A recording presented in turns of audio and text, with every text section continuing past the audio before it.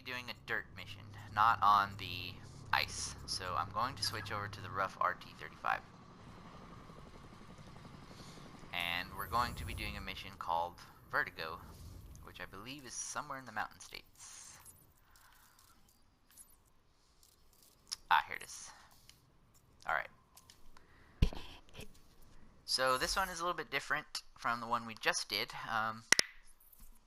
The icy one had a lot of railings on the side, so it was a little bit easier to avoid crashing the car off the cliff.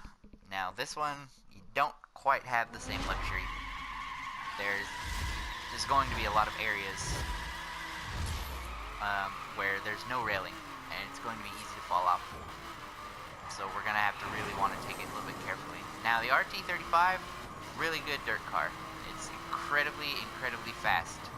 However, you do need to be very careful when you're rounding corners, because if you take them on too fast, the car has a tendency to slide really far out in whatever direction you are trying not to turn in.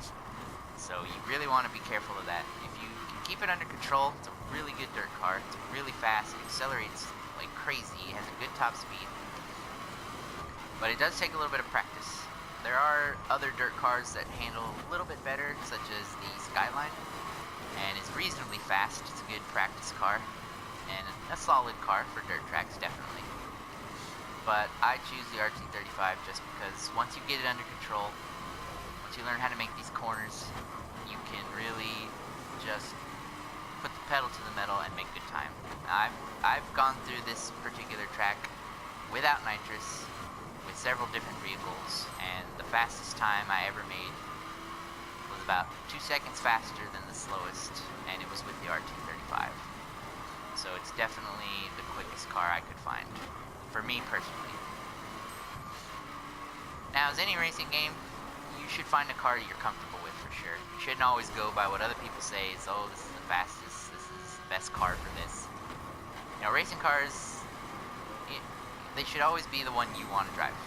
And I've always felt that way with a lot of racing games. You know, sometimes a car may not be the best, but if it's what you like, or say if it's a car you would want in real life, then definitely you should use it.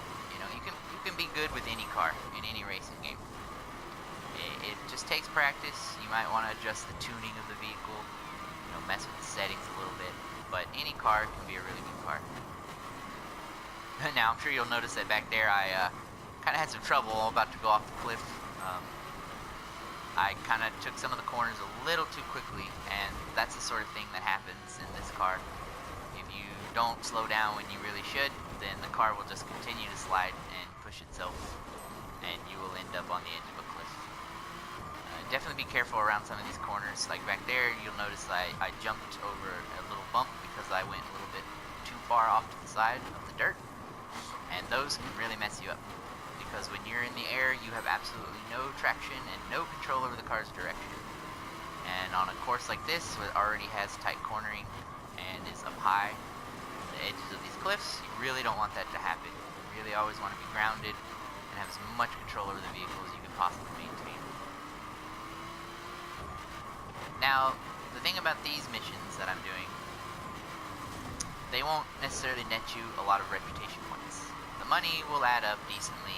In my opinion, it's still not the best comparatively to other faction missions, but they're okay if you want to earn a little bit of money, you know, in a decent time, especially if you just like driving your dirt cars and having a little fun with them.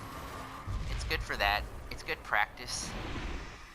These are good races to practice with if you plan on, you know, really doing PvP missions, or if you want to just go up against some of the tougher missions in the game that are on dirt tracks. You'll get a feel for your car.